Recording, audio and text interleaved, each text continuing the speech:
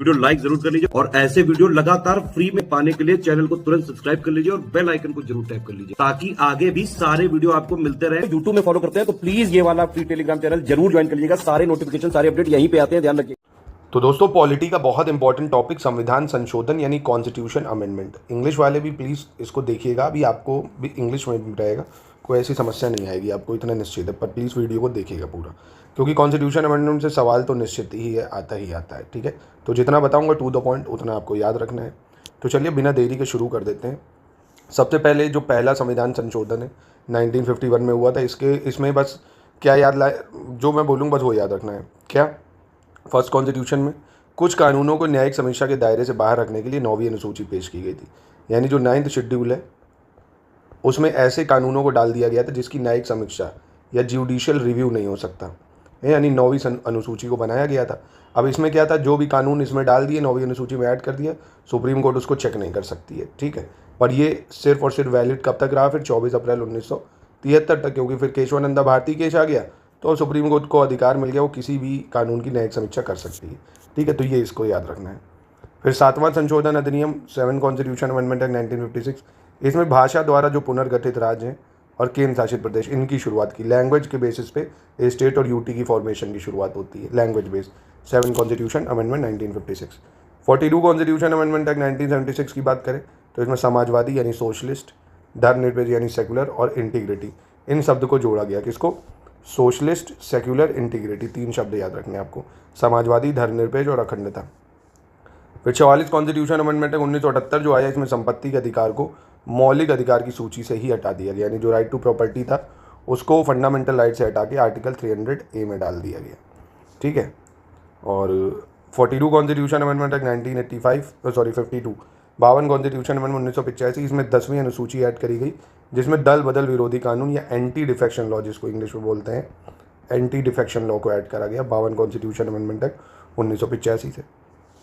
61 संविधान संशोधन जो हुआ 1989 में, इसमें वोटिंग एज को 21 से हटा के 18 करा गया, 61 कॉन्स्टिट्यूशन अमेंडमेंट एक्ट 1989। 73-74 से आपको पता है पंचायत और नगर निगम यानी शहरी निकायों को ऐड करा गया था। और 86 संशोधन अधिनियम 2002 जो आया, इसमें एक मौलिक जो कर्तव्य था 11वां उसको ऐड करा गया, और 21 से फंडामेंटल राइट्स भी ऐड करा गया, 6 से 14 साल के बच्चों को मुफ्त और अनिवार्य शिक्षा। फिर जीएसटी 101 में आया था, और 103 कॉन्स्टिट्यूशन अमेंडमेंट एक्ट जो इकोनॉमिकली वीकर सेक्शन है ईडब्ल्यूएस के लिए 10% आरक्षण की बात करता था। ठीक है, अब चलिए देखते हैं हम लोग, टू द पॉइंट जितना बताऊंगा उतना याद रखना। तो हाल ही का सबसे इंपॉर्टेंट जो है वो है 106 कॉन्स्टिट्यूशन अमेंडमेंट एक्ट। क्यों ये महत्वपूर्ण है, इसका पहले तो नाम याद रखना है आपको, क्या है, नारी शक्ति वंदन अधिनियम। जितना मैं बोलूँगा चाहे टू द पॉइंट उतना नोट्स भी बना लो। नारी शक्ति वंदन अधिनियम है ये। इसमें क्या करा गया है, लोकसभा और हर राज्य की विधानसभा और दिल्ली की विधानसभा, अब यहाँ पे क्या क्या नहीं है देखो, पुडुचेरी में भी विधानसभा है पर वहाँ नहीं, जम्मू कश्मीर में विधानसभा है वहाँ नहीं, और राज्यसभा इसकी बात नहीं कर रहा है ना, स्टेटमेंट में फंसा सकता है, क्या राज्यसभा नहीं, सिर्फ लोकसभा और हर राज्य की विधानसभा और दिल्ली की विधानसभा।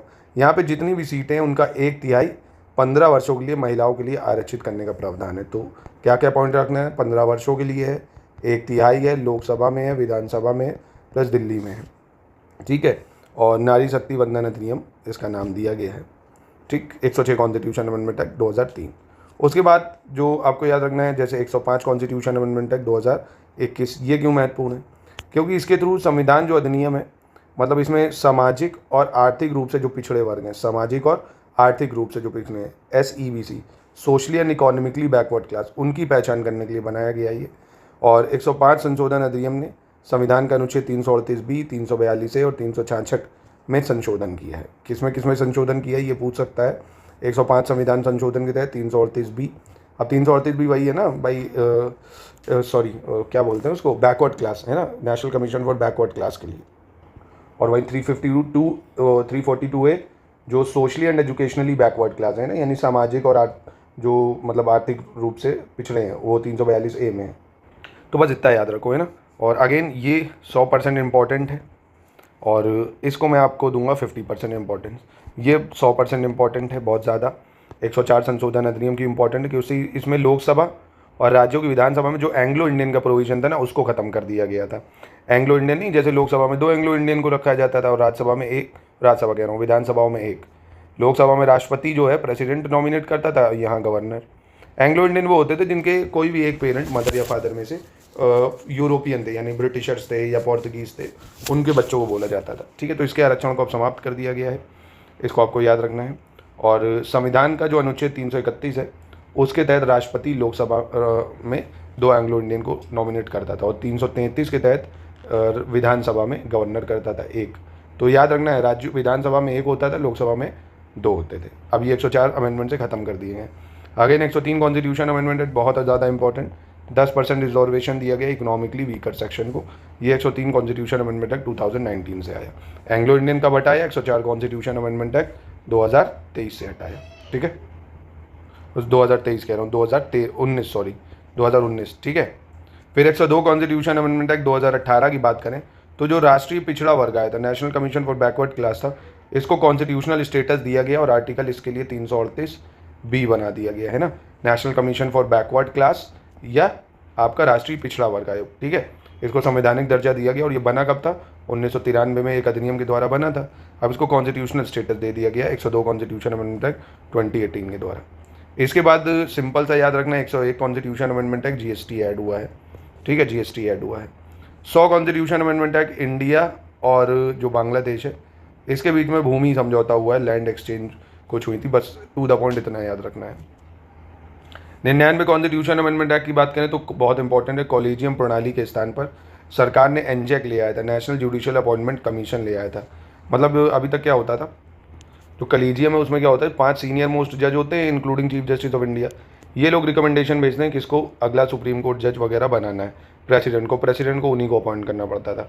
तो यहाँ पे गवर्नमेंट ने क्या करा है, कमीशन बना दिया। तो यहाँ पे भाई सुप्रीम कोर्ट ने कहा नहीं है अनकॉन्स्टिट्यूशनल। अब सुप्रीम कोर्ट तो जानते हो यहाँ पे बहुत बड़ा नेपोटिज्म चलता है, वो अपने ही खानदान वालों को अपॉइंट करते हैं। जैसे कोई सुप्रीम कोर्ट का जज है, उसका बेटा वकील है, तो डायरेक्ट वो उसको हाई कोर्ट का वकील बनवा देंगे। नहीं तो ऐसे क्या होता है भाई, पहले आप पेपर निकालो, कोर्ट में लोअर कोर्ट में जज बनो, फिर नीचे कोर्टों में ऊपर जाओ, बड़ा समस्या है। यहाँ पे क्या डायरेक्ट अपॉइंटमेंट हो जाती है। तो सबसे ज़्यादा करप्शन जो है वो जुडिशरी ही करती है, पर वो जुडिशरी खुद अपने में रिफॉर्म नहीं कराना चाहती है ना, दूसरे में रिफॉर्म करो, अपने में रिफॉर्म, उनके अंदर रिफॉर्म ना करो। तो एक अच्छा पहला ही थी, पर यहाँ पे इन्होंने बोला ये अनकॉन्स्टिट्यूशनल है, क्योंकि आर्टिकल 50 कहता है, जो कि डीपीएसपी में है, जुडिशरी सेपरेट होनी चाहिए एग्जीक्यूटिव से, यानी किसी तरह का नेताओं को उसमें इन्रोलमेंट नहीं होना चाहिए। तो डीपीएसपी तो नॉन जस्टिसेबल है, पर सुप्रीम कोर्ट यहाँ अपने लिए जस्टिसेबल बना लेता है। वहीं राइट टू वर्क की बात आती है तो वहाँ कहेगा नहीं ये नॉन जस्टिसेबल है। तो यहाँ भी कुछ समस्याएं हैं। चलिए खैर, फिलहाल आपको याद रखना है 99 constitution amendment act 2014 collegium system के स्थान पर एनजेक आया। ठीक है, उसके बाद जो इंपॉर्टेंट मैं वो बताऊंगा आपको, 97 कॉन्स्टिट्यूशन अमेंडमेंट एक्ट 2011 बहुत ज़्यादा इंपॉर्टेंट है। क्यों? क्योंकि सहकारी समिति बनाने का जो अधिकार है उसको मौलिक अधिकार बनाया गया, right to form cooperative societies. और ये आर्टिकल किस में डाला गया, 19 के क्लॉज 1 सब क्लॉज सी में है ना, right to form cooperative society. एक नया पार्ट भी जोड़ दिया गया था ना, पार्ट 9B या 9 खा है ना, cooperative society. 97 constitution amendment act 2011 एक नया भाग जोड़ा गया 9B और इसको मौलिक अधिकार बना दिया गया। 96 कॉन्स्टिट्यूशन अमेंडमेंट एक्ट ओडिया जो था उसके स्थान पर ओडिया करा गया है ना, जो 8वीं अनुसूची में भाषाएं है ना उसमें नाम बदला गया, ओडिया भाषा के स्थान पर उच्चारण ओडिया करा गया है। ठीक है, और ये आपको नहीं याद रखना है क्योंकि हर 10 साल में लोकसभा राज्यसभा में अनुसूचित जनजातियों के लिए मतलब सीटें बढ़ी जाती हैं, तो ये नहीं याद रखो। जो मैं बोल रहा हूँ बस उतना याद रखना। जैसे 92 कॉन्स्टिट्यूशन अमेंडमेंट एक्ट 2003 बहुत इंपॉर्टेंट है। 92 कॉन्स्टिट्यूशन अमेंडमेंट एक्ट 2003 ये क्यों इंपॉर्टेंट है? क्योंकि इसमें 4 नई भाषाएं जुड़ी है, बोडो, डोगरी, मैथिली, संतली है ना, बोडो, डोगरी, मैथिली, संतली। इसी के साथ जो अनुसूचित भाषा है वो 22 हो गई थी। ठीक है, बोडो, डोगरी, मैथिली, संतली। इनिशियली 14 थी भाई, जब शुरुआत में 14 थी, अब 22 हो गई हैं। पहले सिंधी ऐड हुई 21 संविधान अमेंडमेंट 1967 से, और फिर 92 71 कॉन्स्टिट्यूशन अमेंडमेंट एक्ट 1992 इससे कोंकणी, मणिपुरी, नेपाली, और 92 constitution amendment act 2003 Bodo, Dogri, Maithili, Santali. ठीक है, फिर 91 कॉन्स्टिट्यूशन अमेंडमेंट एक्ट, इसमें क्या है भाई, इस संशोधन में आपको एक चीज़ याद रखनी बहुत इंपॉर्टेंट, कि किसी भी केंद्रीय मंत्री परिषद में प्रधानमंत्री समेत मंत्रियों की जो अधिकतम संख्या है लोकसभा की कुल सदस्य संख्या का 15% होना चाहिए। यानी जो काउंसिल ऑफ मिनिस्ट्री है, मंत्री परिषद है, इंक्लूडिंग सीएम या पीएम, 15% से ज़्यादा नहीं होना चाहिए है ना, जितना लोकसभा में मेंबर है। जैसे लोकसभा में 545 टोटल मेंबर हैं, ठीक है, इनका 15%, इससे ज़्यादा जो है मंत्री नहीं होने चाहिए। ये केंद्र में भी लागू है, राज्यों में भी। पर राज्यों को एक छूट ये दी गई है कि किसी भी राज्य में मुख्यमंत्री समेत मंत्रियों की न्यूनतम संख्या 12 से कम नहीं होगी। अधिकतम तो फिक्स कर दिया है 15%, पर मिनिमम भी राज्यों के लिए फिक्स है, 12 से कम नहीं होनी चाहिए, है ना। मिनिमम 12 तो हो ही कम से कम। तो बेहद important 91st constitution amendment act 2003, council of minister की स्ट्रेंथ 15% से ज़्यादा ना हो, इंक्लूडिंग पीएम या सीएम, और मिनिमम किसी भी राज्य में 12 से कम नहीं होना चाहिए, ठीक है। फिर दूसरा ये भी बहुत इंपॉर्टेंट है 89 कॉन्स्टिट्यूशन अमेंडमेंट एक्ट 2003। इसमें क्या है, राष्ट्रीय जो अनुसूचित जाति यानी नेशनल कमीशन फॉर एससी, अनुसूचित जनजाति नेशनल कमीशन फॉर एसटी, इनको दो भागों में अलग कर दिया गया। नेशनल कमीशन फॉर एससी और ST. National commission for SC 338 article में है और एसटी 338 ए में है। ओबीसी अभी मैं बता चुका हूँ 338 बी में है, ठीक है। इनको अलग अलग पृथक कब करा गया था, 89 कॉन्स्टिट्यूशन अमेंडमेंट एक्ट 2003। अब इन दोनों ही आयोग में आप देखेंगे, चाहे नेशनल कमीशन फॉर एससी हो या एसटी, एक अध्यक्ष होता है, एक उपाध्यक्ष होता है, 3 अध्यक्ष सदस्य, यानी टोटल 5 मेंबर होते हैं, और इन सब की जो नियुक्ति है वो राष्ट्रपति करता है, ठीक है।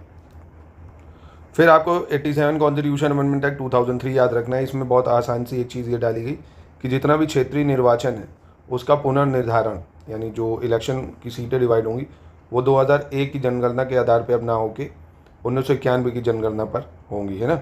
यानी पहले क्या था, 1991 की जनगणना के आधार पर होता था, अब होगी 2001 की जनगणना के आधार पर। यह 87 कॉन्स्टिट्यूशन अमेंडमेंट 2003 से आया। 86 कॉन्स्टिट्यूशन अमेंडमेंट है, ये हम लोग अभी ऊपर भी देख चुके थे कि इसमें 11वीं फंडामेंटल ड्यूटी ऐड करी गई थी कि 9 से 14 साल के बच्चों को मुफ्त शिक्षा मिले, और ये मूल अधिकार में भी ऐड करा गया इसी शब्द को 21 का में। और अनुच्छेद 45 जो है उसकी विषय वस्तु बदली गई थी। किसकी, अनुच्छेद 45 की। कोई पूछेगा किस आर्टिकल की, तो अनुच्छेद 45 की, कि राज्य के सभी बालकों को जो 14 वर्ष की आयु पूरी हो जाने तक निःशुल्क शिक्षा दी जाएगी, है ना। तो मुफ्त शिक्षा ये डीपीएसपी में भी है, और 21 का यानी 21 ए में भी फंडामेंटल राइट है, और 11वीं फंडामेंटल ड्यूटी भी है, ठीक है। चलिए, इसके बाद है 85 कॉन्स्टिट्यूशन अमेंडमेंट एक्ट 2001। सरकारी और नौकरी में प्रोन्नति के मामले अनुसूचित जाति जनजाति के आरक्षण भी इसी में शामिल है। परिणामिक वरिष्ठता को जून 1995 में प्रभावी मानने की व्यवस्था करी गई थी, ठीक है। फिर उसके बाद 84 कॉन्स्टिट्यूशन अमेंडमेंट एक्ट 2001 बेहद इंपॉर्टेंट है। इसमें लोकसभा और राज्यों की विधानसभा की जो सीटें उनके पुनर्निर्धारण पर 25 वर्ष के लिए यानी 2026 तक पाबंदी बढ़ाई गई थी, है ना, कि जो डीलिमिटेशन कमीशन 2026 तक ही इसको रोका गया है। और दूसरे शब्दों में कहें तो लोकसभा और विधानसभाओं में सीटों की संख्या 2026 तक यही रहेगी। सिंपल से शब्दों में कहें तो 2026 तक यही रहेगी। और यह व्यवस्था भी की गई कि राज्यों में जो निर्वाचन क्षेत्र है उनका पुनर्निर्धारण 1991 के आधार पर ही होगा, ना कि 2001 के, है ना। तो क्या क्या समझे 84 कॉन्स्टिट्यूशन अमेंडमेंट एक्ट 2001 में कि जो सीटें हैं 2026 तक लोकसभा में और विधानसभाओं में यही रहेंगी, और जो सीटें हैं वो 1991 की जनगणना के आधार पर करी जाएंगी। अब इसके बाद जो आपको याद रखना है, एक तो 74 कॉन्स्टिट्यूशन अमेंडमेंट एक्ट याद रखना है। इसमें 9A या 9 का जोड़ा गया, नगर पालिकाएँ। 18 इसमें कार्यात्मक मदें हैं, ठीक है। और 12वीं अनुसूची जोड़ी गई, 12वीं अनुसूची और एक भाग 9 का जोड़ा गया है, ठीक, इसको याद रखना। 73 कॉन्स्टिट्यूशन अमेंडमेंट एक्ट 1992 ये इंपॉर्टेंट है क्योंकि 11वीं अनुसूची में 29 जो शब्द मतलब कार्यात्मक मदें हैं उनको जोड़ा, और भाग 9 है ना, पार्ट 9 शेड्यूल आपका 11, और इसमें 29 सब्जेक्ट है जिसमें काम कर सकती है पंचायती, ठीक है। अब ये मैं आपको अभी बता ही चुका हूँ। 71 कॉन्स्टिट्यूशन अमेंडमेंट 1992 कोंकणी मणिपुरी नेपाली, ठीक है। ये बहुत इंपॉर्टेंट है 70 कॉन्स्टिट्यूशन अमेंडमेंट 1992। क्यों? क्योंकि जो राष्ट्रपति का निर्वाचन कॉलेज बनता है, निर्वाचन कॉलेज मतलब कि राष्ट्रपति के में कौन कौन वोट देगा, जैसे लोकसभा के मेंबर हैं, राज्यसभा के मेंबर हैं, और राज्यों की विधानसभा के मेंबर हैं, है ना, नॉमिनेटेड मेंबर नहीं देंगे। तो ऐसे ही इसमें दिल्ली को शामिल करा गया था और पुडुचेरी को, है ना। तो दिल्ली और पुडुचेरी को किस में शामिल करा गया था, प्रेसिडेंट के इलेक्टोरल कॉलेज में। और प्रेसिडेंट को वोट कौन कौन दे सकता है, लोकसभा के इलेक्टेड मेंबर, राज्यसभा के इलेक्टेड मेंबर, विधानसभा जितनी है, और दिल्ली और पुडुचेरी के इलेक्टोरल कॉलेज मतलब उनके मेंबर। और वाइस प्रेसिडेंट को सिर्फ कौन वोट देता है, मेंबर ऑफ लोकसभा राज्यसभा, चाहे वो नॉमिनेटेड हो चाहे इलेक्टेड, ये अंतर है, ठीक है। तो ये शामिल करा गया दिल्ली पुडुचेरी को 70 कॉन्स्टिट्यूशन अमेंडमेंट एक्ट 1992 के तहत। दूसरा ये भी इंपॉर्टेंट है 69 कॉन्स्टिट्यूशन अमेंडमेंट एक्ट 1991। केंद्र शासित राज्य दिल्ली को विशेष दर्जा देते हुए राष्ट्रीय राजधानी क्षेत्र बनाया गया था, और दिल्ली के 70 सदस्यीय विधानसभा और 7 सदस्यीय मंत्रिपरिषद की व्यवस्था करी गई थी। तो दिल्ली को उसकी विधानसभा मिली 69 कॉन्स्टिट्यूशन अमेंडमेंट एक्ट 1991 से। अब जैसे ही उसको विधानसभा मिल गई तो भैया उसके जो विधायक है वो भी राष्ट्रपति को वोट दे सकते हैं अगले साल से, है ना। तो 69 कॉन्स्टिट्यूशन अमेंडमेंट से दिल्ली को स्पेशल दर्जा, उसमें कितनी सीटें, 70 और 7 मंत्रिपरिषद, ठीक है। उसके बाद आपको ये वाला याद रखना है 61st कॉन्स्टिट्यूशन अमेंडमेंट 1989, इसमें लोकसभा और विधानसभा चुनाव में मतदान की उम्र 21 से घटा के 18 करी गई, ये मैं आपको बता चुका हूँ। अब ये सब नहीं याद रखने कि पंजाब में राष्ट्रपति शासन लगा नहीं, जो मैं बताया ना उससे याद करो, लिख के देना सवाल फंस जाएगा, ठीक है। इसके बाद ये 52 कॉन्स्टिट्यूशन अमेंडमेंट है, ये बहुत ज़्यादा इंपॉर्टेंट है, दल बदल कानून लाया गया था, है ना, दल बदल कानून 10वीं अनुसूची में डाला गया था, 52 कॉन्स्टिट्यूशन अमेंडमेंट एक्ट 1985। अब इसके बाद जो आपको याद रखना है वो ये 44 कॉन्स्टिट्यूशन अमेंडमेंट एक्ट याद रखना है, बहुत ज़्यादा इंपॉर्टेंट है भाई, है ना। इसमें थोड़े से पॉइंट आपको ज़्यादा मिलेंगे, इनको थोड़ा ज़्यादा याद करना पड़ेगा। जैसे लोकसभा और राज्यों के विधानमंडल का जो कार्यरत है वो 5 वर्ष ही रहेगा, उससे ज़्यादा नहीं बढ़ सकता। संसद एवं राज्य के विधानमंडल में कोरम के उपबंध को पहले की तरह रखा गया। कोरम मतलब कि 110 मेंबर कम से कम होंगे तभी जो कार्यवाही है वो हो सकेगी। संसदीय विशेष अधिकारों के संबंध में ब्रिटिश हाउस ऑफ कॉमन्स के संदर्भ को हटा दिया गया। संसद एवं राज्य विधानमंडल की कार्यवाही की रिपोर्ट के समाचार पत्र में प्रकाशन के लिए संवैधानिक संरक्षण दिया गया।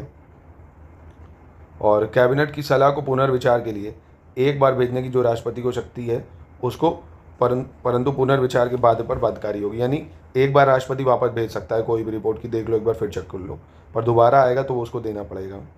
दूसरा, अध्यादेश जारी करने में राष्ट्रपति, राज्यपाल और जो प्रशासक है उसकी संतुष्टि के उपबंध को समाप्त कर दिया गया।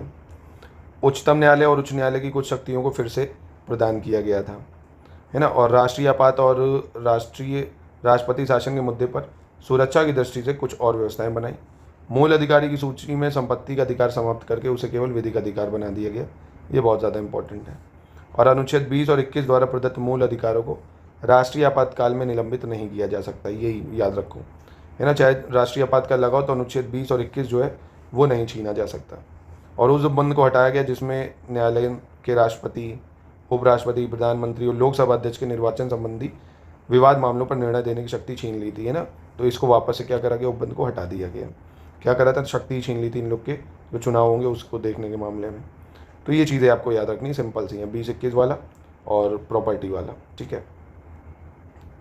अब 42 कॉन्स्टिट्यूशन अमेंडमेंट एक्ट, भैया इसको मिनी कॉन्स्टिट्यूशन में बोला जाता है। इंदिरा गांधी जी ने इतने परिवर्तन इसमें कर दिए थे। सबसे पहले तो 3 नए शब्द, समाजवादी, धर्मनिरपेक्ष, अखंडता जोड़ा, सोशलिस्ट सेक्युलर इंटीग्रिटी जोड़ दिया था। और उसके बाद नागरिकों द्वारा मूल कर्तव्यों को जोड़ा, यानी फंडामेंटल ड्यूटीज़ 14A में डाल दी गई थी। राष्ट्रपति को कैबिनेट की सलाह के लिए बाध्यता कर दिया गया कि जो कैबिनेट बोलेगा वो करना पड़ेगा। और प्रशासनिक अधिकरण यानी जो एडमिनिस्ट्रेटिव ट्रिब्यूनल है उसको जोड़ा गया भाग किसमें, भाग 14, इसको सही कर लो, ये गलत है क्योंकि भाग 14A है ना, भाग 14A में इसको डाला गया है। आर्टिकल कौन सा है भाई, 323 एडमिनिस्ट्रेटिव ट्रिब्यूनल है, आर्टिकल 323A या पार्ट 14 है 14 का। 1971 की जनगणना के आधार पर 2001 तक 1971 की जनगणना के आधार पर 2001 तक लोकसभा की सीटें और राज्यसभा की सीटों को निश्चित कर दिया गया। पर अब 2026 तक लोकसभा और राज्यसभा की सीटें और विधानसभा की सीटें सीमित है 1991 की जनगणना के आधार पर, और यहाँ पे सेट करा गया था 1971 की जनगणना के आधार पर, ठीक है। लोकसभा और विधानसभा के कार्यकाल में 5 से 6 वर्ष की बढ़ोतरी कर दी गई थी, 5 से 6 साल कर दिया गया था। और संवैधानिक संशोधन को न्यायिक जांच से बाहर कर दिया गया था कि सुप्रीम कोर्ट कॉन्स्टिट्यूशन अमेंडमेंट को चेक ही नहीं कर सकती है ना। देख लो, मतलब इसे कहते हैं असली डिक्टेटरशिप। मोदी जी तो फालतू ही बदनाम है, वो कुछ क्या ही करें, अब ऐसा क्या करें, जो असली थी भाई डिक्टेटर इंदिरा गांधी जी। संवैधानिक संशोधन हो गया। न्यायिक समीक्षा जो थी यानी जुडिशियल रिव्यू, रिट न्याय क्षेत्र में उच्चतम एवं उच्च न्यायालयों की शक्तियों में कटौती कर दी भाई। जो रिट पावर थी ना कि फंडामेंटल राइट को वापस से रिस्टोर कर सके सुप्रीम कोर्ट, आर्टिकल 32 के तहत हाई कोर्ट रिट जारी करता था, आर्टिकल 226 के तहत, ये सब छीन ली थी। और 3 नए निदेशक जोड़े गए थे, सामान्य न्याय, निःशुल्क विधिक सहायता और उद्योगों के प्रबंध में कर्मकारों का भाग लेना, पर्यावरण का संरक्षण, संवर्धन और वन तथा वन्य जीवों की रक्षा, ठीक है, इसको आपको याद रखना है। और दूसरा, एक सेकेंड, भारत के किसी भाग में राष्ट्रीय आपदा की घोषणा की जा सकती है। राज्य में राष्ट्रपति शासन के कार्यकाल में एक बार में 6 माह से 1 साल तक हो सकता है, यानी राष्ट्रपति कार्यकाल या राष्ट्र प्रेसिडेंट रूल 6 माह से 1 साल तक लगाया जा सकता था। और दूसरा, जो 5 विषय ऐसे थे जो राज्य सूची से समवर्ती सूची यानी स्टेट लिस्ट से कंकरेंट लिस्ट में डाले। कौन कौन से, बहुत इंपॉर्टेंट है, शिक्षा यानी एजुकेशन कंकरेंट लिस्ट में डाल दिया, वन यानी फॉरेस्ट कंकरेंट लिस्ट में डाल दिया, वन्य जीव एवं पक्षियों का संरक्षण, नाप तौल और न्याय प्रशासन एवं उच्चतम और उच्चतम न्यायालय के अलावा सभी न्यायालयों का गठन, ये सब किसमें, कंकरेंट लिस्ट में डाल दिया गया, ठीक है। तो ये मोटा मोटा आपको याद रखना है 42 कॉन्स्टिट्यूशन अमेंडमेंट से, इसी से सवाल मिल जाएगा आपको। इसके बाद 36 कॉन्स्टिट्यूशन अमेंडमेंट एक्ट 1975, ये इंपॉर्टेंट क्यों है क्योंकि सिक्किम को भारतीय संघ का पूर्ण राज्य बनाकर 10वीं अनुसूची को समाप्त कर दिया गया है ना। यानी सिक्किम को जो है किस में डाल दिया गया, मतलब फुल फ्लैज स्टेट बना 36 कॉन्स्टिट्यूशन अमेंडमेंट एक्ट 1975 के थ्रू। ठीक है, इसको आपको बस याद रखना है। और एक बहुत ज़्यादा इंपॉर्टेंट 1972 31 कॉन्स्टिट्यूशन अमेंडमेंट एक्ट 1972। ये क्यों इंपॉर्टेंट, क्योंकि लोकसभा में 525 से 545 सीटें करी गई थी। 31 कॉन्स्टिट्यूशन अमेंडमेंट एक्ट 1972 कब करी गई, 31 कॉन्स्टिट्यूशन अमेंडमेंट एक्ट 1972 525 से बढ़ाकर 545 कर दी गई थी। इसके बाद 26 कॉन्स्टिट्यूशन अमेंडमेंट याद रख लेना, जो प्रीवी पर्स है, मतलब जो राजाओं को पेंशन वगैरह दी जाती थी, विशेष अधिकार, इन सबको समाप्त कर दिया था इंदिरा गांधी ने। 26 कॉन्स्टिट्यूशन अमेंडमेंट 1971। ठीक है, तो बस ये अमेंडमेंट याद रखने, बस इससे बाहर नहीं याद रखने। अभी जब मैं आपको पॉलिटी के प्रश्न कराऊंगा तो आप आसानी से देखना, इन्हीं में से सारे प्रश्न मिलेंगे। चाहे तो आप एक बार पॉलिटी के PYQ देखेंगे, जितने मैंने अमेंडमेंट बताए, अगर इससे बाहर मिल जाए तो मुझे बताना है ना। तो बस इतना आपको पढ़ना है। ठीक है, बाकी समय बर्बाद मत करो, बहुत कम समय, सेलेक्टिव होकर पढ़ो, जो ज़रूरी है सिर्फ उतना। ठीक है, फालतू के अमेंडमेंट नहीं पढ़ने हैं। ठीक, चलिए।